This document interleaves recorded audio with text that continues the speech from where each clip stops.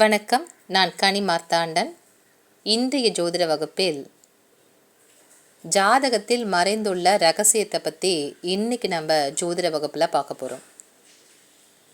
ஒரு ஜாதகம் என்றாலே அதற்கு லக்கணம், ராசி மற்றும் ஸ்தான அடிப்படையில் கிரகங்கள் எந்த இடத்துல இருக்கு அப்படிங்கிறத வைத்து தான் பல பலன்களையும் நம்ம தெரிஞ்சுக்கிறோம். ஆனாலும் நாம் பிறந்திருக்கக்கூடிய அந்த நாளில் ஒரு யோகம் நமக்கு செயல்படும். அதற்கு பேர் நாம யோகம். இந்த நாம யோகத்தின்படி ஒரு கிரகம் நமக்கு யோகியாகவும் ஒரு கிரகம் நமக்கு அவயோகியாகவும் செயல்படும். இது நம்ம யாருமே தெரிந்து வைத்திருப்பது கிடையாது. எல்லாருக்குமே பிறந்திருக்கக்கூடிய ராசி என்ன, நான் பிறந்திருக்கிற நட்சத்திரத்தை என்னன்னு கேட்டால் டக்குன்னு பதில் சொல்லுவாங்க. லக்கணம் கேட்டால் கூட இப்போ பதில் சொல்லக்கூடிய ஆட்கள் இருக்காங்க. ஆனால் நீங்கள் பிறந்திருக்கக்கூடிய தேதியில் என்ன நாம யோகத்தில் நீங்கள் பிறந்திருக்கீங்கன்னு கேட்டால் அது யாருக்கும் தெரியலை. அந்தளவுக்கு இது முக்கியமான ஒரு விஷயமாக யாருமே எடுத்துக்கிறதும் கிடையாது.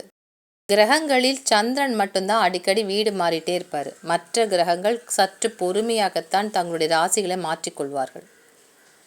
அப்போ இந்த சந்திரன் இந்த 2.25 நாட்கள் ஒரே ராசி கட்டத்தில் தான் இருக்கும். அப்போ இந்த 2.25 நாளில் பிறக்கக்கூடியவங்கள் அனைவருக்குமே ஒரே லக்கணமாகவே இருக்கா அப்படின்னு சொன்னாலும் அவர்களுடைய வாழ்க்கை நிலை என்பது ஒரே மாதிரியாக இருக்கா, அவர்களுடைய தேடுதலும் ஒரே விஷயத்தை நோக்கி நகருகிறதான்னு பார்த்தீங்கன்னா கண்டிப்பாக இல்லை.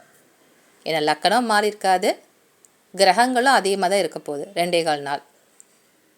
அப்போ எதன் அடிப்படையில் அவர்களுடைய வாழ்க்கையில் பல மாற்றங்கள் இருக்குது. புதன்கிழமை காத்தால ஒரு குழந்தை ஒரு 6 மணிக்கு பிறக்குது அப்படின்னு சொன்னால் வியாழக்கிழமை அதே 6 மணிக்கு ஒரு குழந்தை பிறக்குது. நட்சத்திரம் மாறி இருக்கு, ஆனால் லக்கணம் கிரகங்கள் எதுவுமே மாறலை.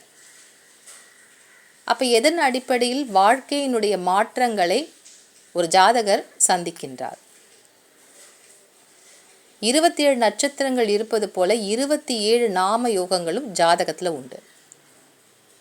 அப்போ அந்த 27 நாம யோகத்தில் பிறந்திருக்கக்கூடியவர்கள் அதற்குரிய விஷயங்களையும் அவங்க சேர்த்தே அனுபவிப்பார்கள். அதுதான் இன்னைக்கு ஜோதிட வகுப்பில் இந்த ஜாதக ரகசியங்கள் என்ற பெயரில் நீங்கள் தெரிஞ்சுக்க போகிறீங்க. ஒவ்வொரு நாம யோகத்திற்கும் ஒரு யோகி ஒரு அவயோகி என்ற கிரகம் இருக்கும். அப்போ யோகியாக வரக்கூடிய கிரகம் ஒரு ஜாதகத்தில் எந்த இடத்தில் அமர்ந்தாலும் அந்த ஜாதகருக்கு நன்மையை தான் செய்யும். அது 6, 8, 12ஆம் ஸ்தானத்திற்குரிய அதிபதியாக யோகி கிரகம் இருந்தாலும், இல்லை நீசம் பெற்று விட்டது, ஹஸ்தங்கம் அடைந்து விட்டது, இல்லை திரிசூனியம் அடைந்த வீட்டில் போய் இந்த யோகி கிரகம் அமர்ந்திருக்கு, இல்லை திரிசூனிய ராசியில் அமர்ந்திருக்காரு இந்த யோகி. இப்படி பலம் குன்றிய நிலையில் இந்த யோகி இருந்தாலும் அதனுடைய தசா நடக்கக்கூடிய காலகட்டத்தில், அதாவது யோகியினுடைய தசா நடக்கக்கூடிய காலகட்டத்தில் நல்ல பலன்களை தான் தரும். 6ஆம் இடத்த அதிபதி தசா நடத்துகிறாரு அப்படின்னு சொல்லி கவலைப்பட வேண்டாம். அது யோகியினுடைய தசாவாக இருந்தால் ஜாதகருக்கு பல வகையிலும் நன்மை தரக்கூடிய காலகட்டத்தை தான் அவருக்கு தரும். ஒரு திரிசூனியம் அடைந்த கிரகம் யோகியினுடைய நட்சத்திர சாரத்தில் இருந்தால் அந்த திரிசூனியம் என்பது ஜாதகரை அதிகமாக பாதிக்காது. திரிசூனியம் என்றாலே ஒரு கிரகம் முழுமையாக செயலிழந்திருக்கக்கூடிய ஒரு நிலையை காட்டக்கூடியது தான் திரிசூனியம். அப்போ அந்த திரிசூனியத்தை கூட முறியடிக்கக்கூடியது யோகி. அதனுடைய பலன்கள் கண்டிப்பாக ஜாதகருக்கு நல்லதை தான் செய்யும். அதனால் ஸ்தான அடிப்படையை வச்சு பார்த்தாலும் சரி, அதனுடைய பலத்தை வைத்து பார்த்தாலும் கண்டிப்பாக ஜாதகருக்கு நல்லது செய்யக்கூடியது அப்படின்னு சொன்னால் அது யோகியாக இருக்கக்கூடிய கிரகம்தான். இந்த யோகி எந்த அளவுக்கு ஒரு ஜாதகருக்கு நன்மையை தருவாரோ, எந்த கட்டத்தில் இருந்தாலும் நன்மையை தருவாரோ, அதற்கு எதிராக செயல்படக்கூடியவர் தான் அவயோகி. இந்த அவயோகி அவர் திரிசூனியம் அடைந்து விட்டாலும் அதிகமான கெடுபலன்களை தருவார். அவருடைய தசா புத்திகளில் இன்னும் அதிகமான பாதிப்புகளை தருவார். அவர் 6, 8, 12ஆம் ஸ்தானத்திற்கு அதிபதியாக அவயோகி இல்லை என்றாலும் நல்ல ஸ்தானங்கள், அதாவது லக்கணம், 4ஆம் இடம், 7ஆம் இடம் மற்றும் 10ஆம் இடம், இல்லை திரிகோணமான 1, 5, 9 ஆகிய ஸ்தானங்களுக்கு அதிபதியான கிரகம் அவயோகியாகிவிட்டால் ஜாதகருக்கு நல்ல பலன்களை தரவே மாட்டார். அப்போ நமக்கு நல்ல பலன்கள் நடக்கலை அப்படின்னு சொன்னால் அவயோகி கிரகத்தினுடைய தசா நடக்குதான்றதை முதல்ல பார்க்கணும். அவயோகி இது யாருன்னே தெரியாமல் ஒரு மோதிரம் போடுறோம் நம்ம. அந்த மோதிரம் அவயோகியினுடைய நவரத்னமாக இருந்தது என்றால் உடல் நலத்தில் பிரச்சனைகளை உடனடியாக தந்து விடுவார். அப்போ நம்ம பாட்டு ஒரு யூடியூப் சேனலில் பார்க்குறது, அப்போ இந்த மோதிரம் அவங்க போட சொல்லியிருக்காங்க, புதுசாக ஏதோ ஒரு கல் வந்திருக்கு, அதை நம்ம போட்டுக்கலாம் அப்படின்னு சொல்லி சில பேர் என்ன பண்ணுறாங்க, இதெல்லாம் ஜாதகத்தை வைத்தே கணிக்காமல் அவங்க பாட்டுக்கு போட்டுக்கிறாங்க. அப்புறம் உடல்நலத்தில் ஏதோ ஒரு பிரச்சனை வருகின்ற பொழுது தான் அதற்கு என்ன காரணம், இந்த வியாதி நமக்கு எப்போ நம்ம விட்ட தொலையும் அப்படின்னு மருந்து தேடி அலையக்கூடியவர்களாக இருக்காங்க. அப்போ நீங்கள் ஏதாவது ஒரு யூடியூப் சேனலில் பார்த்து ஒரு மோதிரத்தை போட்டிருக்கீங்களான்னு கேட்டால் ஆமாம், அது உங்களுக்கு அவயோகியினுடைய நட்சத்திரமாக இருக்குது அப்படின்னு சொன்ன பிறகு தான் அவங்களுக்கே சில விஷயங்கள் புரிகிறது. அவயோகியினுடைய நட்சத்திரத்தில் ஒரு நவரத்னம் ஒரு மோதிரம் ஒருத்தவங்க போடுறாங்க அப்படின்னு சொன்னால் முதல்ல அவங்களுக்கு காட்டக்கூடிய அறிகுறி உடல் நலத்தில் பிரச்சனை தான். அப்போ இந்த அவயோகி எந்த அளவுக்கு ஒரு ஜாதகத்தில் செயல்படுவார். நீங்கள் பார்த்துட்ருக்கிறது நாம யோகத்தில் இருக்கக்கூடிய யோகி கிரகங்கள், யோகி நட்சத்திரங்களை தான் பார்த்துட்ருக்கீங்க. இப்போ உங்களுடைய பிறப்பு யோகம் என்னன்னு நீங்கள் தெரிஞ்சுக்கிட்டிங்கன்னா அதற்குரிய நட்சத்திரங்கள் எது யோக பலனை உங்களுக்கு தரும், அப்போ யோகியாக வரக்கூடிய கிரகம் என்னன்றதை நீங்கள் தெரிஞ்சுக்கலாம். அதற்கு நட்சத்திர சாரங்களை நல்லா தெரிஞ்சு வச்சுருந்தா தான் இந்த அட்டவணையின் மூலமாக யோகி கிரகம் என்னன்னு நீங்கள் தெரிஞ்சுக்க முடியும். இப்போது இந்த விஷ்கம்பம், கண்டம், பரிசும் இந்த யோகத்தில் ஒரு ஜாதகர் பிறந்திருந்தார், அவருக்கு யோகியாக வரக்கூடிய கிரகம் சனி. ஏன்னா பூசம், அனுஷம், உத்திரட்டாதி என்ற இந்த சனியினுடைய நட்சத்திரங்கள் தான் யோகி நட்சத்திரமாக இருக்குது. அப்போ யோகி கிரகம் சனி. அடுத்தபடியாக பிரீத்தி, விருத்தி, சிவம் இவர்களுடைய யோகி நட்சத்திரங்கள் ஆயில்யம், கேட்டை, ரேவதி. அப்போ புதனுடைய நட்சத்திரங்கள் தான் இந்த ஜாதகருக்கு யோகியாக வரும். இப்படி ஒவ்வொரு நாம யோகத்திற்கும் ஏற்ற யோகி நட்சத்திரங்கள் யோகி யாருன்றதை நீங்கள் தெரிஞ்சுக்கலாம். இதில் மிக முக்கியமானது 88வது பாதத்தில் வரக்கூடிய வியதி பாதம். இந்த வியதி பாதத்தில் பார்த்தீங்கன்னா திருதி, வியதி பாதம், இந்திரம் அப்படின்னு ஒரு 3 நாம யோகம் இருக்குது. இந்த நாம யோகத்தில் பிறந்தவங்களுக்கு சுவாதி, சதயம், திருவாதிரை ராகுவினுடைய நட்சத்திரங்கள் தான் யோகி நட்சத்திரம். அப்போ இந்த நாம யோகத்தில் பிறந்திருக்கவங்களுக்கு ராகு எந்த கட்டத்தில் இருந்தாலும் யோக பலனை தான் தருவாரே தவிர நாகதோஷத்தை தரமாட்டார். அப்போ ஒரு பெண்ணோட ஜாதகத்தில் லக்கணத்தில் உட்காந்துருக்கு, இல்லை 2ஆம் இடத்துல உட்காந்துருக்கு, அப்போ நாகதோஷம் ரொம்ப கடுமையாக இருக்குது அப்படின்றத இந்த 3 நாம யோகத்தில் பிறந்தவர்களுக்கு பார்க்க வேண்டாம். ஏன்னா இவங்களுக்கு நாகதோஷமே கிடையாது. ஏன்னா யோகியாக வரக்கூடிய கிரகமே ராகு தான். அப்போ ராகு நல்லதை தான் செய்வாரே தவிர தோஷத்தையும் கண்டத்தையும் தரமாட்டார். இந்த 27 நாம யோகங்களில் ஊழ்வினை பாதிப்பு அதிகமாக தரக்கூடிய இந்த கர்ம பதிவுகள் அதிகமாக இருக்கக்கூடிய நாம யோகங்கள் மொத்தம் 9. விஸ்கம்பம், கண்டம், அதிகண்டம், சூலம், வியாகதம், சுகர்மம், வியதிபாதம், வரியம், வைத்திருதி. இந்த 9 நாம யோகங்களும் அதிகமான ஊழ்வினை பாதிப்புகளை தரும். எல்லாரும் ஏதோ ஒரு வகையில் ஒரு ஊழ்வினுடைய பாதிப்பால் தான் இந்த பிறவி எடுத்திருக்கோம். ஆனாலும் ரொம்ப அதிகமான பாதிப்புகள் வாழ்க்கையில் பல இடத்தில் பல அவமானங்களை சந்திக்கக்கூடியவர்கள், கஷ்டங்களை அணிவிக்கக்கூடியவங்க யாருன்னு பார்த்தீங்கன்னா இந்த ஊழ்வினை பாதிப்பு அதிகமாக இருக்கக்கூடிய நாம யோகத்தில் பிறந்தவங்க தான். இந்த நாம யோகம் 9இல் பிறந்தவர்களும் அதிகமான பிரச்சனைகளையும் பாதிப்புகளையும் வாழ்க்கையில் சந்திப்பார்கள். அதற்கு என்ன காரணம்? அப்போ நம்மளுடைய ஜாதகத்தில் லக்கணத்துலேருந்து எந்த கிரகம் நமக்கு அதிகமான பிரச்சனைகளை தருது நாங்கள் கணிப்பதற்கு பிறந்திருக்கக்கூடிய நாம யோகம் என்னன்னு பார்க்கணும். இந்த 9 நாம யோகத்தில் பிறந்திருந்தால் கர்ம பதிவுகள், கர்மாவால் ஏற்படக்கூடிய பிரச்சனைகள் அதிகமாக இந்த பிறவியில் ஜாதகருக்கு கிடைத்தே தீரும். அப்போ உங்களுடைய ஜாதகத்தை மட்டும் வச்சு கணிக்கக்கூடாது. நீங்கள் பிறந்திருக்கக்கூடிய நாம யோகம் ஊழ்வினை பாதிப்புக்கு உள்ளானதான்றதை பார்க்கணும். யோகி என்றாலே ஜாதகருக்கு யோகத்தை தரக்கூடிய கிரகமாக செயல்படும். அப்போ யோகி நட்சத்திரத்தில் ஒரு கிரகம் இருந்து தசா நடத்தினால் அது எந்த ஸ்தானத்திற்கு அதிபதியாக இருந்தாலும் நல்லது தான் அந்த ஜாதகருக்கு அந்த தசாவில் கிடைக்கும். யோகி கிரகமாக வரக்கூடியது லக்கணத்திலேருந்து எந்த ஸ்தானத்தில் அமர்ந்திருக்கின்றாரோ அந்த ஸ்தான அடிப்படையில் உறவுகள் ஜாதகருக்கு மிகவும் உதவியாக இருப்பாங்க. இப்போ யோகி கிரகம் ஜாதகருக்கு லக்கணத்திற்கு 4ஆம் இடத்துல இருக்கா அப்படின்னு சொன்னால் அந்த ஜாதகருக்கு தாய் வழி மற்றும் தாயின் மூலமாக அன்பும் அரவணைப்பும் அதிகமாக கிடைக்கும். அவங்க ரொம்ப அக்கறையாக ஜாதகர் மேலே இருப்பாங்க. இவர் எந்த அளவுக்கு மோசமாக நடந்துக்கிட்டா கூட அவங்க அன்பையும் நல்லதை தான் ஜாதகருக்கு செய்வாங்க. அதற்கு காரணம் யோகி கிரகம் 4ஆம் இடத்துல அமர்ந்திருக்கிறது. யோகி கிரகமே லக்கணத்திற்கு 7ஆம் இடத்தில் அமர்ந்து விட்டால் வரக்கூடிய துணை, அது கணவன் மனைவியாக வரக்கூடியவர்கள் அன்பாகவும் ஜாதகருக்கு அரவணைப்பாகவும் இருப்பாங்க. அப்போ பாவகிரகம் 7ஆம் இடத்துல உட்கார்ந்துருக்கின்றத கணிப்பதற்கு மட்டும் பயன்படுத்தாமல் அந்த பாவகிரகம் யோகியாக வருதான்றதையும் பார்க்கணும். அப்போ யோகியாக வந்தால் நல்லது தான் அந்த வரக்கூடிய துணை அவருக்கு செய்வாங்க. அப்போ தோஷங்கள் இருந்தாலும் அதையும் தாண்டி ஒரு நல்லது நடக்கணும் அப்படின்னு சொன்னால் அது யோகி கிரகமாக இருந்தால் மட்டும்தான் ஜாதகருக்கு நல்லது செய்யும். இப்போது புணர்ப்பு தோஷம் ஒரு ஜாதகருக்கு இருக்குது அப்படின்னு சொன்னால் சனியே யோகியாக வருகின்றார் என்றால் புணர்ப்பு தோஷம் ஜாதகருக்கு வேலை செய்யாது. அப்போ திருமணமே நடக்காது அப்படின்னு சொல்லி கவலைப்பட வேண்டாம். ஏன்னா புணர்ப்பு தோஷம் இருந்தால் அப்போ திருமண வாழ்க்கையே நடக்காது, அப்போ கிடைத்தாலும் ஏதோ ஒரு பிரச்சனை இருக்கும் அப்படின்ற நினைப்பதை விட அது யோகியாக வரக்கூடிய கிரகம்தான் செயற்கையாக இருக்குது அப்படின்னு சொன்னால் அந்த புணர்ப்பு தோஷம் என்பது ஏதோ ஒரு சில பிரச்சனைகளை தரலாமே தவிர ரொம்ப அதிகமான குடும்ப வாழ்க்கையில் பிரச்சனை தராது, திருமணத்தையும் ரொம்ப அதிக காலம் அவங்களுக்கு தள்ளி வைக்காது. சீக்கிரமே அவங்களுக்கு இளம் வயசுலேயே அவங்களுக்கு நடந்துடும். அப்புறம் எனக்கு சனிச்சந்திர சேர்க்கை இருக்குது, நான் சீக்கிரமாகவே திருமணம் எனக்கு நடந்துருச்சு அப்படின்னு சொல்லக்கூடியவர்களுக்கும் முக்கியமான காரணமாக சனியோ அல்லது சந்திரனோ யோகி கிரகமாக ஜாதகருக்கு இருந்திருக்கும். அப்போ அவங்களுக்கு தான் சீக்கிரமாக திருமண வாழ்க்கை என்பது கிடைச்சிருக்கும். இப்படி பல விஷயங்களில் தோஷத்தை தாண்டி ஒரு கிரகம் வேலை செய்யுது அப்படின்னு சொன்னால் அது யோகி கிரகம்தான்.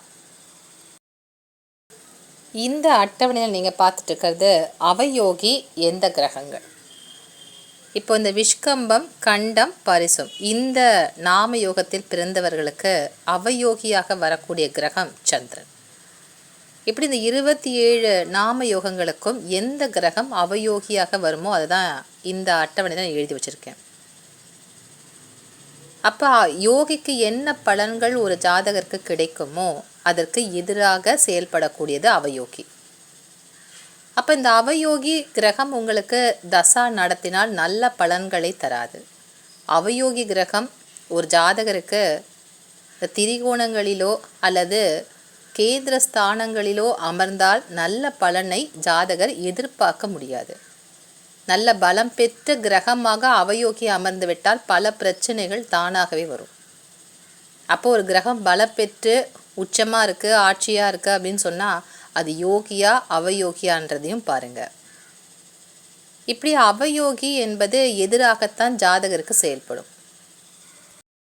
எந்த கிரகம் ஒரு ஜாதகருக்கு அவயோகியாக வருகிறதோ அதனுடைய காரகத்துவங்கள் ஜாதகருக்கு கிடைப்பதில் பலத்த பிரச்சனைகள் இருக்கும். இப்போ ஒரு ஜாதகருக்கு புதனே அவயோகியாக இருக்காரு அப்படின்னு சொன்னால் அந்த ஜாதகர் படிப்பு வரும், ஆனால் அவருக்கு படிப்புக்கேற்ற வேலை என்பது கிடைக்காது.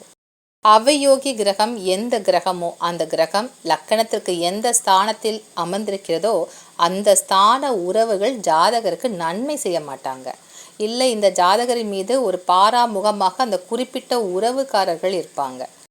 அவயோகியினுடைய நவகிரக ரத்னம் ஒரு ஜாதகர் மோதிரமாக அணிந்திருந்தால் உடல் நலத்தில் பலத்த பிரச்சனைகளை தேடித்தரும்.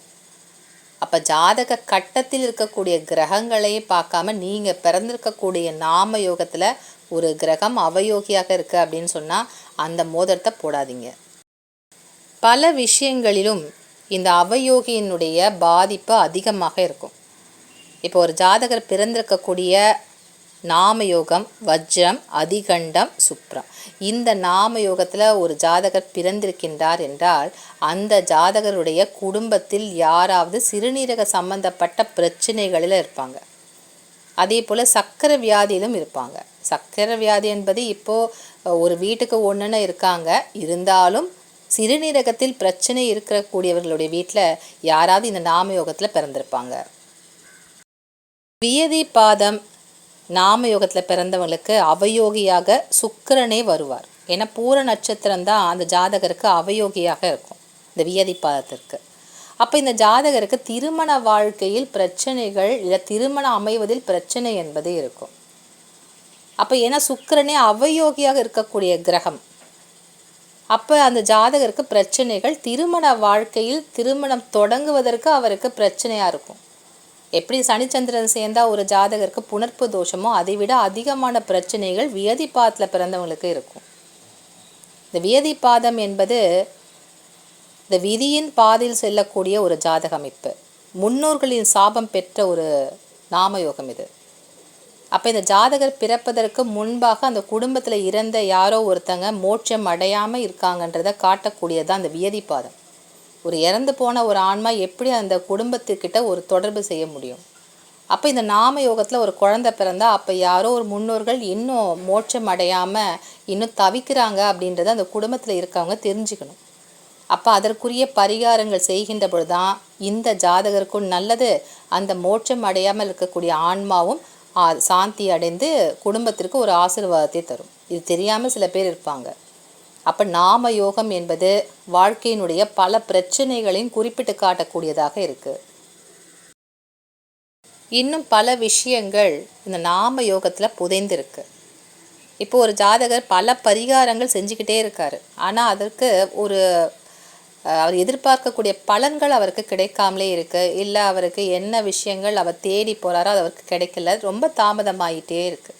பரிகாரங்கள் செயல்படலை அப்படின்ற மாதிரி கூட எடுத்துக்கலாம். இப்படி இருக்கிறவங்க யாராவது ஆண்களில் ஆயுஷ்மான் என்று சொல்லப்படுகின்ற நாம யோகத்தில் பிறந்திருந்தால் அந்த ஜாதகரிடம் கீழே விழுந்து அவர்கிட்ட ஒரு ஆசீர்வாதத்தை பெற்றால் கண்டிப்பாக இந்த ஜாதகருக்கு பரிகாரங்கள் என்பது பலிக்க ஆரம்பிக்கும். அப்போ ஆயுஷ்மான் நாம யோகத்தில் யார் உங்கள் குடும்பத்தில் பிறந்திருக்காங்கன்னு பாருங்கள். இதே பெண்ணாக இருந்தால் சௌபாக்கியத்தில் பிறந்திருக்கக்கூடிய ஒரு பெண் ஜாதகி இருக்காங்க அப்படின்னு சொன்னால் அவங்கக்கிட்ட ஆசீர்வாதம் வாங்கி கொண்டால் அவங்க மூலமாக இந்த ஜாதகர் என்ன பரிகாரங்கள்லாம் செய்கிறாரோ அதெல்லாம் சீக்கிரமாக பலிக்க ஆரம்பிக்கும். ஏன்னா இந்த நாம யோகங்கள் உயர்வான ஒரு நாம யோகமாக இருக்குது. அதையும் நீங்கள் பார்த்து செயல்பட்டால் பரிகாரங்கள் சீக்கிரமாகவே செயல்படும். அதிகாரிகளால் அதிகமான பிரச்சனைக்கு உள்ளாகக்கூடியவர்கள் இந்த சூலம், வரியன், வைத்திருதி இந்த நாம யோகத்தில் பிறந்தவங்களுக்கு அவங்களுக்கு மேலே இருக்கக்கூடிய பதவியில் இருக்கக்கூடியவர்கள் அதிகமான பிரச்சனைகளை தந்துக்கிட்டே இருப்பாங்க. அப்போ சூரியன் தான் இந்த 3 நாம யோகத்தில் பிறந்தவங்களுக்கு அவயோகியாக இருக்கிறதுனால தலைமை பதவிகளில் இருக்கக்கூடியவர்கள் அதிகமான ஒரு பிரச்சனைகளை இந்த நாம யோகத்தில் இருக்கவங்களுக்கு தருவாங்க. அதே போல் அப்பாவினுடைய அனுகூலமான உதவியும் அப்பா வழி உறவுகள் மூலமாக ஒரு நன்மையும் இவங்களுக்கு அவ்வளவு சீக்கிரத்தில் கிடைக்காது.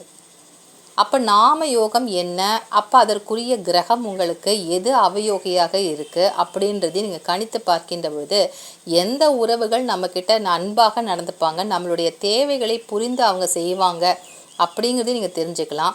அவயோகியாக பிறந்திருக்கக்கூடிய நட்சத்திரங்கள் இருக்கவங்க உங்களுக்கு நண்பர்களாகவோ அல்லது உங்களுடைய தொழில் முறையில் உங்களுக்கு ஒரு தொழில் பார்ட்னராக இருக்காங்க அப்படின்னு சொன்னால் அவங்க மூலமாக நீங்கள் ஏதாவது ஒரு பிரச்சனைகளை உங்களோட தொழில் நீங்கள் சந்திக்கலாம். இல்லை ஏதாவது ஒரு ஏமாற்றத்தை நீங்கள் சந்திக்கக்கூடியவங்களாக இருப்பீங்க. அப்போ கொஞ்சம் ஜாக்கிரதையாக அந்த தொழில் முறை வருகின்ற பொழுது கொஞ்சம் கவனமாக நீங்கள் இருக்கணும். ஏன்னால் நீங்கள் தேர்ந்தெடுக்கக்கூடியவர்கள் உங்களுடைய அவயோகி நட்சத்திரத்தில் பிறந்திருக்காங்க அப்படின்னு சொன்னால் உங்களுக்கு எதிராக சில நேரங்களில் அவங்க செயல்படக்கூடிய அமைப்புகளை தேடித்தரும். அப்போ ஜாதக கட்டத்தை மட்டுமே வைத்து நம்ம எல்லாத்தையுமே நம்ம கணிக்கக்கூடாது. நம்ம பிறப்பில் இருக்கக்கூடிய இந்த நாம யோகம் எந்த அளவுக்கு சூட்சமமாக வேலை செய்யுதுன்றதை நீங்கள் புரிஞ்சுக்கணும். ஏன்னா கிரகங்கள் ஒரே நாளில் மாற்றத்தையே அடைவதில்லை. சந்திரன் மட்டும்தான் மாறுவார். அப்போ தொடர்ந்து ஒரு 2.5 நாளுக்கு ஒரே மாதிரி தான் ராசி கட்டம் என்பது இருக்க போகிறது. லக்கணம் மட்டும்தான் நேரத்துக்கு ஏற்ப மாறுபடும். அதே நேரத்தில் அடுத்த நாள் ஒரு குழந்தை பிறக்குது அப்படின்னு சொன்னால் அதனுடைய நாம யோகத்தை பொறுத்து அதற்கு யோகி அவயோகி மாறுபடும். அப்போ அந்த கிரகத்தினுடைய பலன் என்பது ஒருத்தருக்கு ஒருத்தர் வித்தியாசப்படும். இதெல்லாம் நீங்கள் பார்த்து தான் ஜாதகத்தில் பலன்களை எளிமையாக கணிக்கலாம். இன்றைய ஜோதிட வகுப்பில் உங்களுடைய பிறப்பு நட்சத்திரம், பிறப்பு ராசி என்னன்னு நீங்கள் தெரிந்து வைத்திருப்பதைப் போல நாம யோகத்தையும் தெரிந்து வைத்திருப்பதின் அவசியம் என்னன்றதை இன்றைக்கி ஜோதிட வகுப்பில் புரிஞ்சிருப்பீங்க. இதை கொண்டு நீங்கள் பல விஷயங்களை மிக எளிமையாக கணிக்கலாம், தெரிந்து கொள்ளலாம். மீண்டும் அடுத்த வகுப்பில் நல்ல பல விஷயங்களுடன் உங்களை வந்து சந்திக்கின்றேன். நன்றி, வணக்கம்.